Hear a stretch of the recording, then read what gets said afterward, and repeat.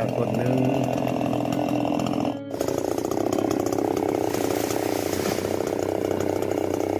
เรียบร้อยต้นที่สี่พี่น้องเลยโอ้ยพี่น้องเอ้ยน้ำประกาศกินนี่มันห่อนนายเอาขึ้นก็ตั้งแต่3 เสาสบายดีและสวัสดีพ่อแม่พี่น้องมีคำแพงแดนยาปากะมาตัดต้นไม้ซักซอยเบาสุบันเป็นสีตัดต้นไม้ซักไปเฮ็ดตูเฮ็ดยาวเฮ็ดเทื่อนอยู่สวนเพิ่นอยู่ดินสวนเพิ่นสวนมันต้นเพิ่นอยู่อยู่นี่มีแต่ต้นสวนยางสวนยางพาราอยากมาสับประทานโอ้ลายแต่ไม่ต้นงามจริงนี่ยำตัดต้นไม้ซักคนเสดดเนี่ยมาทำกัน4 คนหรือว่าซอยเพื่อนซอยบ่าวสุวรรณ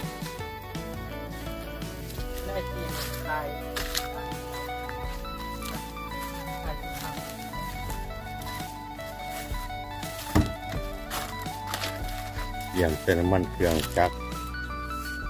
น้ำมันข้นน้ำมันกระเพาะเนี่ยคือ100,000เนาะเนาะ100,000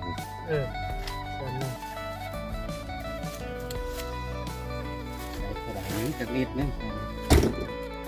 น้ำมันดีน้ำมันเก่าเขาทุก5,000เขาใส่จักรกิน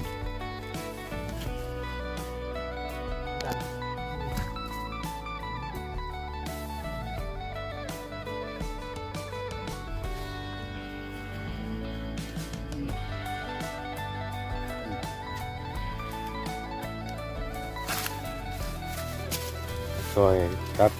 ต้นไม้ซักเป็นจะไปเห็ดเสามันต้นไม้ซักเทียมเห็ดเสาเทียงเห็ดเพื่อนอยู่สวนเห็ดเสา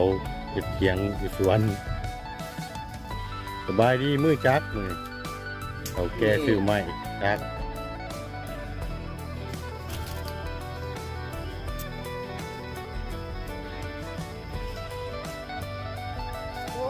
คุณน้ำมันเครื่องมันบ่นี่โอ้ปุ่นเฮ็ดสั่งแล้วแบบจักตัดหญ้าเลยเพื่อบ่ให้มันฮ้อนเลี้ยงชุบแดน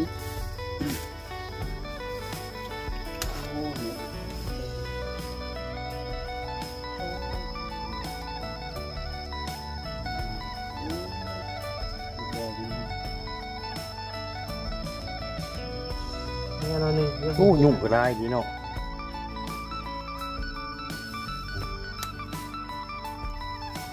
ได้ด้วยน้ำมันผลิตเป็น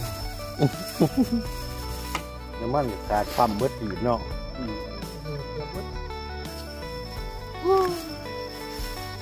มันแห้งมือจักเป็น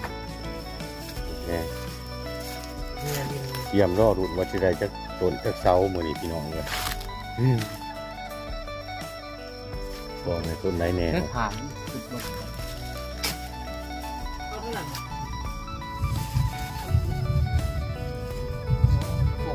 เอาละ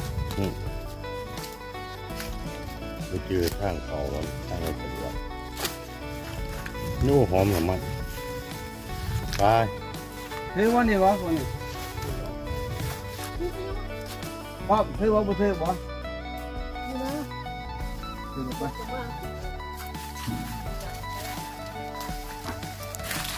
ไปด้วยวันนี้พี่น้องเลยคุณว่าใจจะต้นมันเดี๋ยวจะเสาเหมือน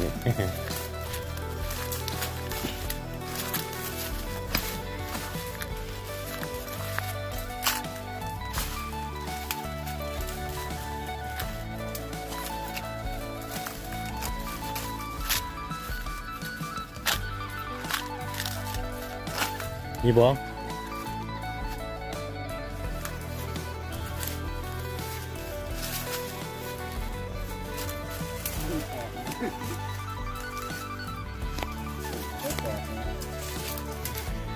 โอ้ตัวนี้มีเครืออีกเนาะ ที่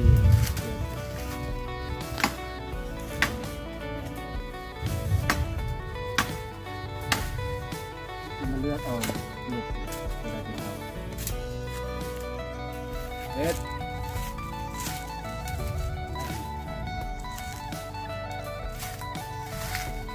ย่างหัวมัน ตัดแบ เกี่ บ ยวเกี่ยวอยู่คนคือเบียดรถเนาะ ต้นเหลือง เสียงดังเสียงดังกิน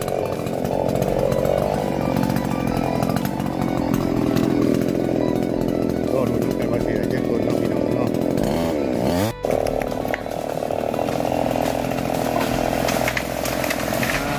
ลงแล้วคนหนึ่ง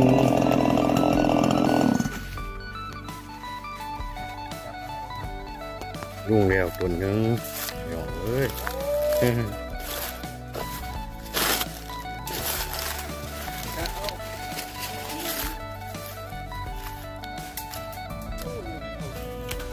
นเลยเนาะใหม่มันรู้สึกแง่เขาแกนก็ดีขนาดนั้น แกน โอ้ ใหม่เขาแกนดีนะ โอ้เปลือกน้อยเดียวหนึ่งแกน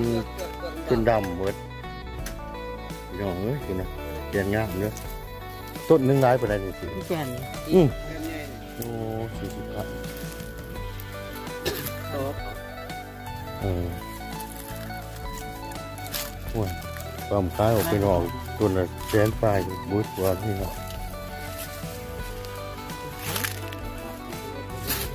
โอ้ตัดใหม่แทะเอาแล้วเนาะโอ้ แมทปฐมประธาน โอ้ แมทโบราณอนุรักษ์ของเก่าใส่แมททัน โอ้คืบเอาแล้วเนาะ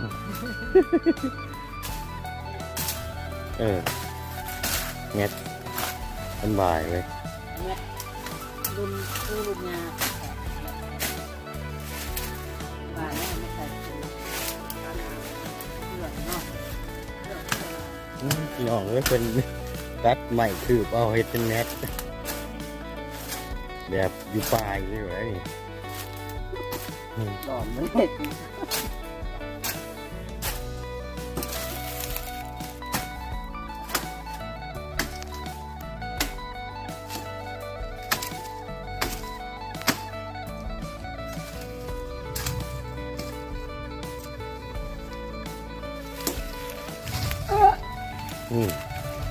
นู่นน้ำเลยแม่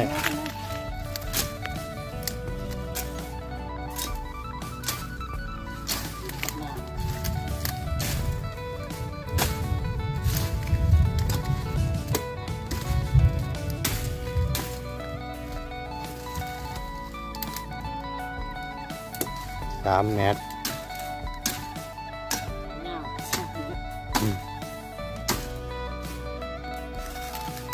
แมทตลาด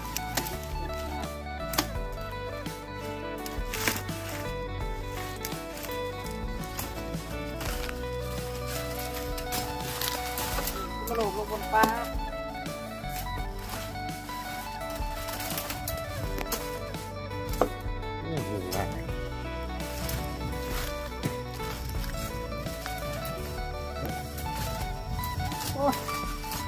เท้าดีเลย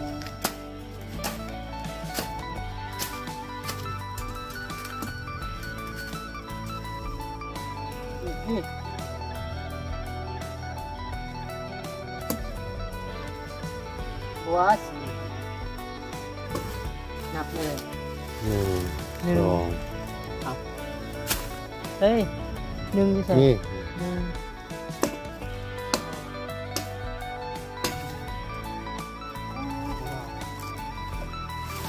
กายที่5 เมตร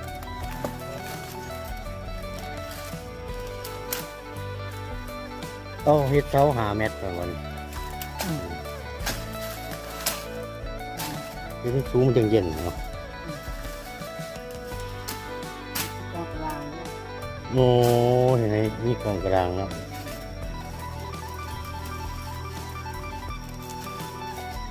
เสาส่วนนี้พอดีงามมึงแกนเหมือนกันนะมึงต้นซักมันเป็นมีแกนหมดหลายๆเนาะ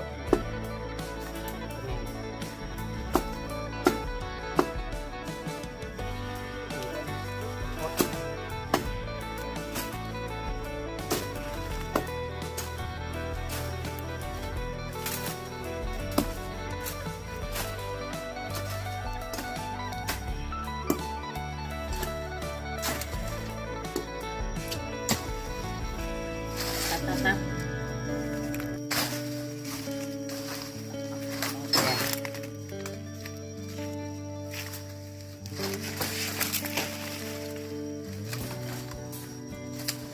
ต้นหนึ่งเอาหาแมทจะเห็ดมีกล่องกลางนะ งามันเก็บเอาได้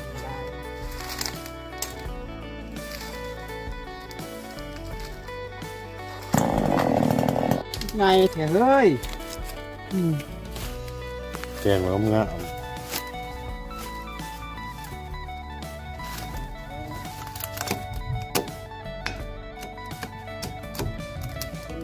ต้นต่อไปนี่ ยังมีบินมาต้นไหนอีกต้นนี้โมแมนบ่นี่หรือว่าเรือเอารถบ่อันนี้ต้นอันนี้ ต้นนี้ฮัดบ่5 เมตร เออ กองตารางยามันเหรอ โอ้เอาตู้ขึ้นไป เรือเอาตัวอื่นก่อนมันคือถ่ายจะมาเอาเองอันนี้ต้นมันงามฮะฮึห่วยยังสูงงามันขาดเส้นตัวของมัน อันนึงนี่นะตัวนี้ตัวต่อไปให้มาคุณ เออ ตัวนี้เนี่ยตัวที่สองเนี่ยงา อันนี้ตัวนี้นี่ตันนะ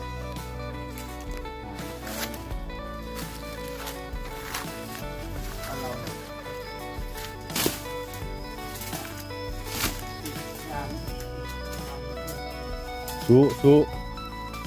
อืม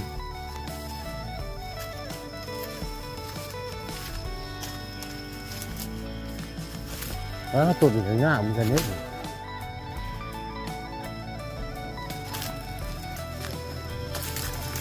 ต้นอันบอก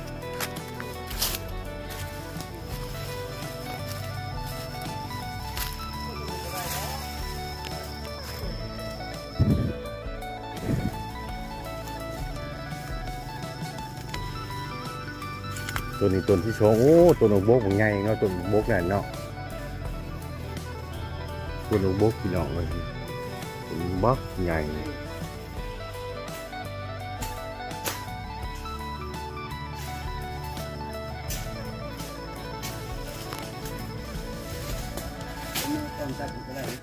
บัวทิมเอาไปแหมเมื่อนเอาไปเฮ็ดอะไรก็ได้ ซอย เนาะ พาเครื่องรถนี่ เออ ต้องคนปิดกันรถ โอ้เออ รถจะท่าสีด้านซ้ายขัดกัน เออแค่นี้ออกกินไล่มีชักนาดงามๆอยู่แล้วเนาะของงามอยู่แล้ว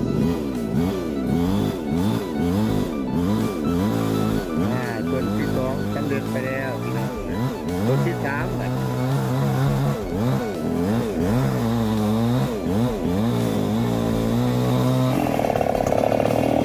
ลงแล้วเริ่มเรียบร้อยเอ้ย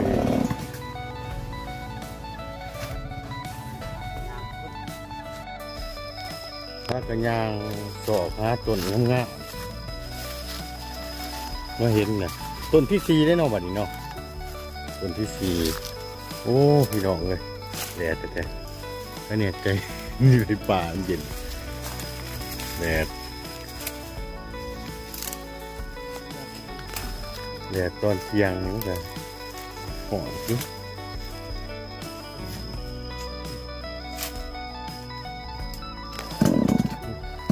ติดจัดเลย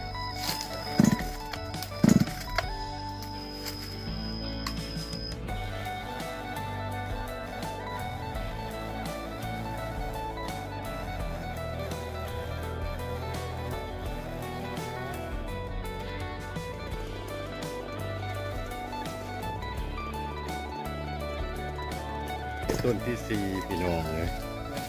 เรียบร้อยแมทจำเป็นแทกอีก เม็ดเกาหลีเนาะต้นที่หาเลยพี่น้องเลยต้นที่หาโอ้เบิ่งต้นบกนี่มันใหญ่เนาะ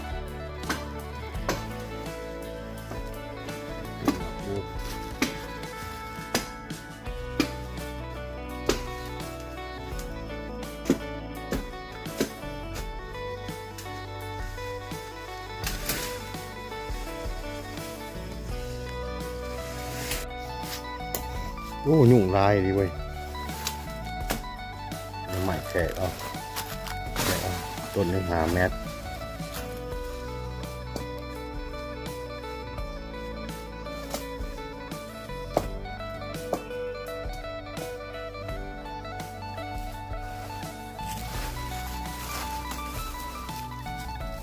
เด็ดดีบ่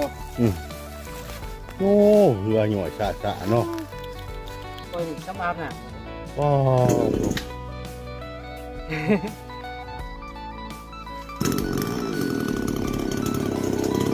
ห้างโมแดงใหญ่ดีพูดนะ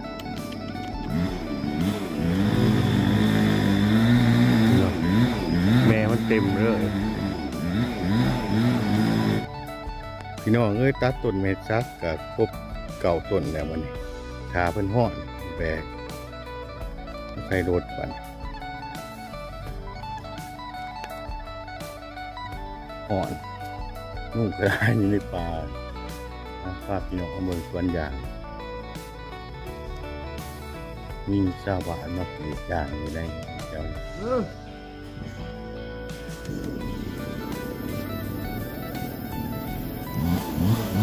เรือยางนุ่งจริงๆ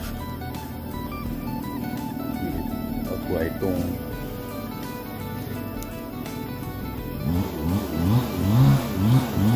เอาไฟจูดลงมา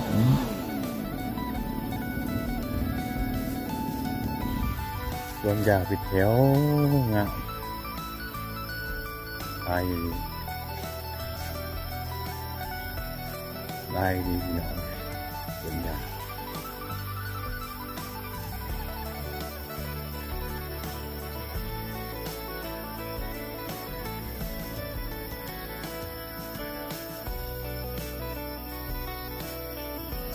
นะกาเยี่ยมแบกเราขึ้นรถได้ป่ะรอดูนะครับพี่น้องเลยต้นนี้ข้างบุรุษมันทำกับต้นใหม่ใหญ่ไว้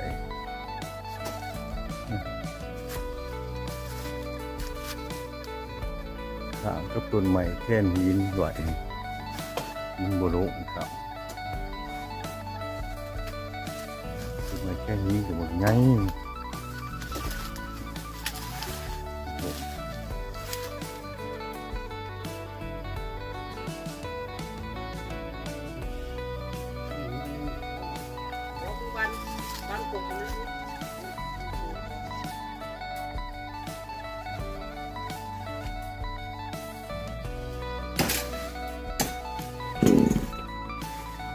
เบิดน้ำมันหมด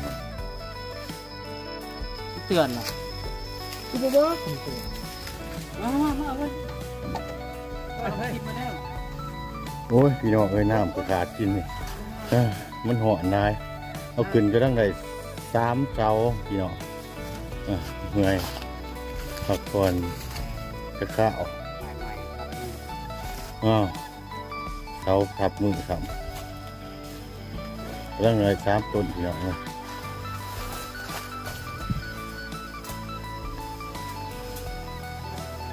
ติดตาม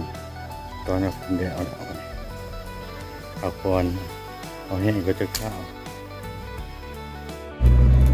น้องเอ้ยจะได้บอกเมื่อยเด้อได้ญาติพ้นทุกเลยที่เก่ารักยังขีดป้ายมันเอาบ่เบิด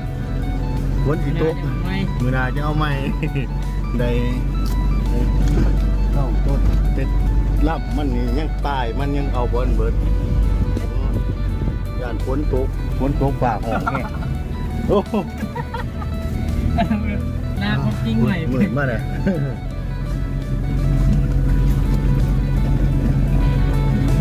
ทุกคนกันมากที่นี่จะฝากกดไลค์กดแชร์กดซับสไครต์เพื่อเป็นกำลังใจให้น้องแป้งแรงจะไปคลิปต่อไปคลิปหน้าพ่อกันใหม่สบายดี